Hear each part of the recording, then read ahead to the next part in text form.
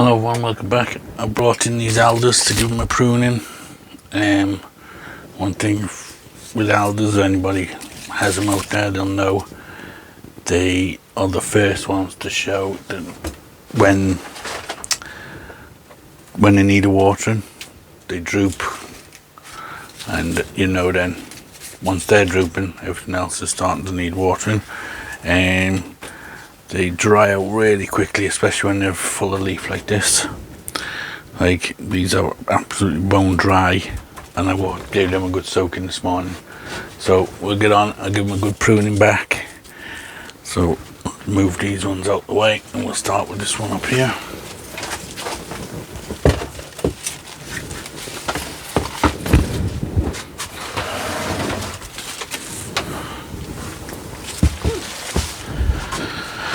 Okay, so we'll start with this guy.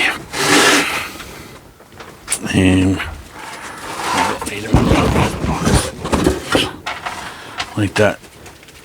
There's not a lot of water in there. So give them a pruning back, that might help with the amount of water they take, plus it's starting to get a bit wild anyway.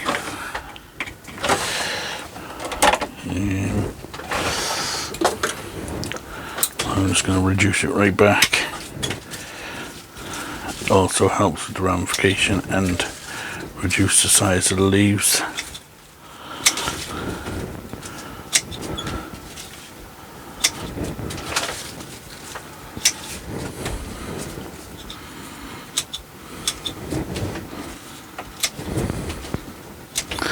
You can see how small the leaves are getting. They're getting quite small now. Getting quite ramified these. Just now, when you leave them, they just grow these huge, big, long shoots, and the leaves just keep getting bigger and bigger as they grow out longer. So I do like to keep on top of the pruning if I can.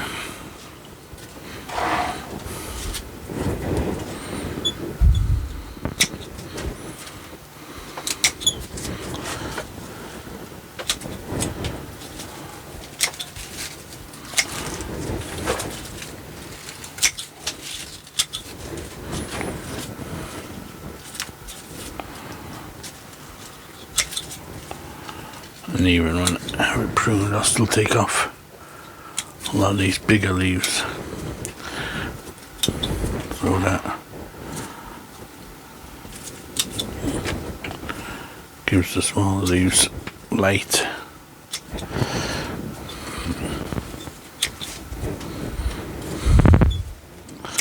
They also tend to send out suckers as well on the trunk, so let's get rid of them.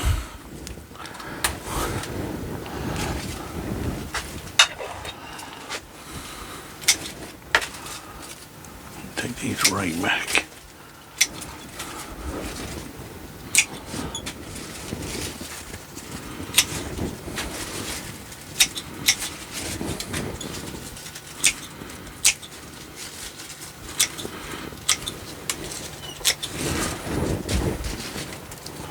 Like I said, they're always the first to weep when there's been a lot of rain or anything and they're starting to dry out, or if you haven't watered them for a day or so. These are the ones that weep first.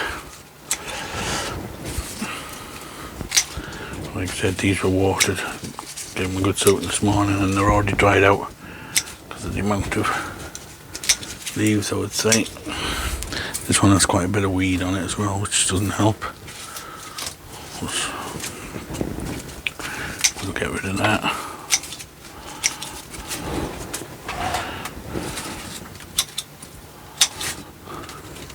You can see the strength of some of them. I mean, that's not been growing that long and it's shot out a shoot like that. I already pruned these back not long ago.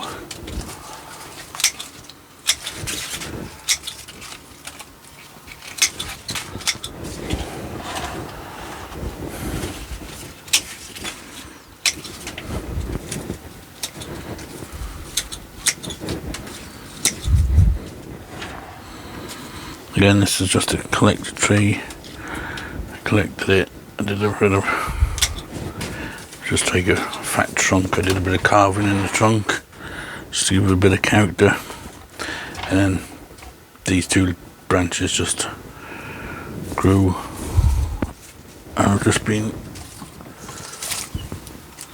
maintaining it ever since. Again, not a kind of natural looking tree, but just something a little bit different.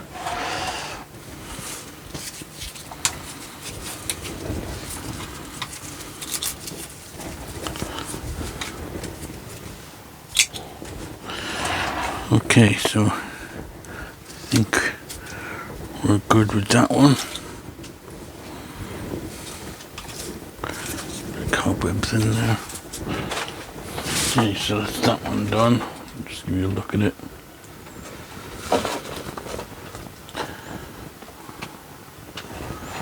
You can see the carving that I did inside. Yeah, you can see the leaves are reducing, and the more round fried it gets. And if you keep on top of the pruning, you can get them quite small. By the end of the year, I normally have them quite small, and then we go through and start all over again next year. But it's getting more and more round fried, so it's getting easier. Okay, so I'll just put that one out the way for now. I will give it a good weeding, but I will again wait till I'm watering it. When I'm watering it then and I soak the soil, the weeds come out easier. This is another one, again, it's getting a bit big again, so I will reduce it right back.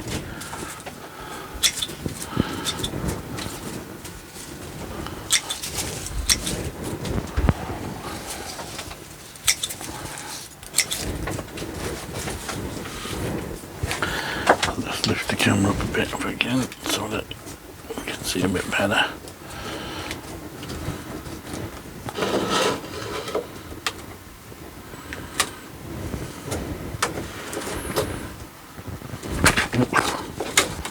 Stay. Okay. A bit wobbly on that stand. Okay. Going to take off the bigger leaves and growing tips back to an outward facing leaf. Got a leaf being eaten here, so there's obviously something being, a few leaves eaten, something being on it.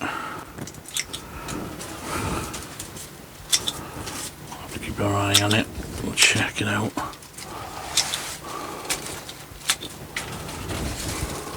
Somewhere. I think we've got a caterpillar hiding somewhere in it. Again, not a great tree. I was thinking of putting another branch through here, grafting another branch through. I'm not sure, to be honest, what to do. So I was leaving that one grow till I just snapped it. Okay, so we'll get rid of that one and we'll go with this one instead, and I won't play with it this time.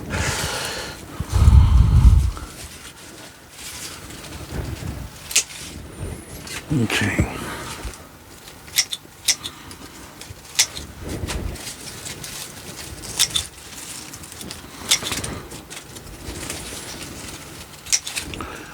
This is just a quick pruning just to get it reduced back. Get some of these big leaves off it.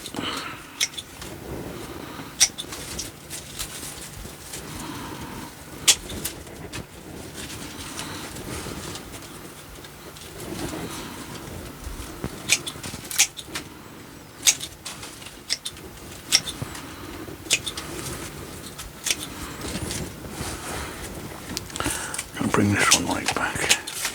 So there. The one I'm going to leave for now. Haven't decided yet whether I'm going to graft it or not. Do a thread graft.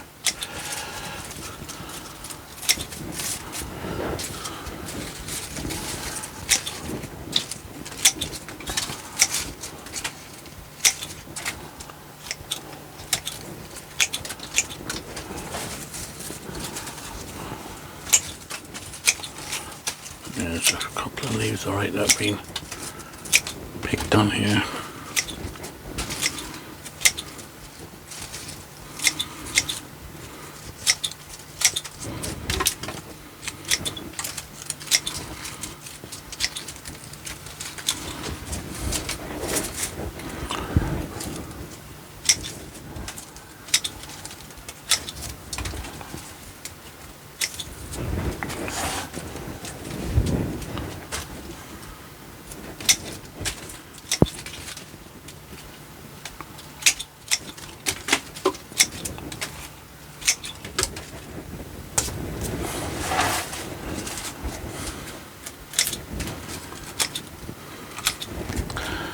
When I take it out, I'll give it a little spray. Because a couple of leaves are just feeling a little bit sticky too. I can't see anything on them, but I can feel there's a bit of stickiness to it. And oh look, there's the little culprits. See them two little caterpillars there.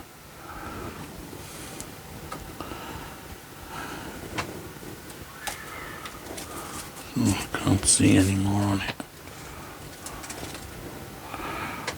So we'll get rid of them guys. The little fellas that defoliated my birch tree last year. There's another one. They defoliated my birch tree overnight. I got up. I went up and I was looking at my trees one evening, and then I noticed that the birch tree at the top of the garden had no leaves on it. When I went up, it had a load of them little caterpillars on it, and they just stripped it. And it did okay, kind of helped it a bit, didn't it?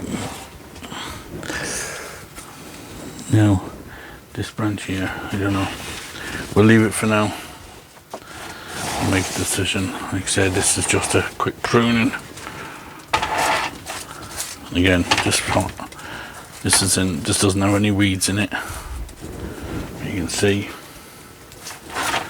water this morning, it's absolutely bone dry, quite light. Okay, next one, this little one. Well, this one, camera back down again. This one did get a bit too dry, and some leaves crisped up, but you can see how resilient they are. You water them and they just come straight back again. But this is in a very small pot. I wanted to see how small of a pot and how small would it help reduce the leaf size if I grew it in a tiny pot, or does it make any difference? So again, a couple of little weeds in there. Again, this side is so dry and hard, you can't get them out easy, so I'll wait and I'll give it a good soaking, and then we'll pull out the weeds. That's just a little one. I was just trying experiment and see how small I can get the leaves if I put it in a smaller pot.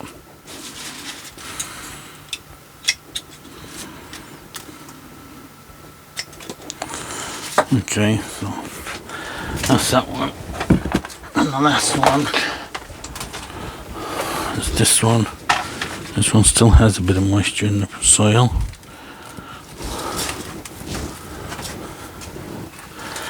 This is just another little one. I did a massive chop, just chopped it and kept one little branch at the bottom and planted it in this pot. I wanted to again experiment a little bit. These are just collected trees. I wanted to see how much of a wide root base we can get on it. So again, I will just put that up on there so it's a bit easy to see. You can see it's just a tiny, it's got some wire scarring on it from when it was a branch, got neglected and the wires bit in.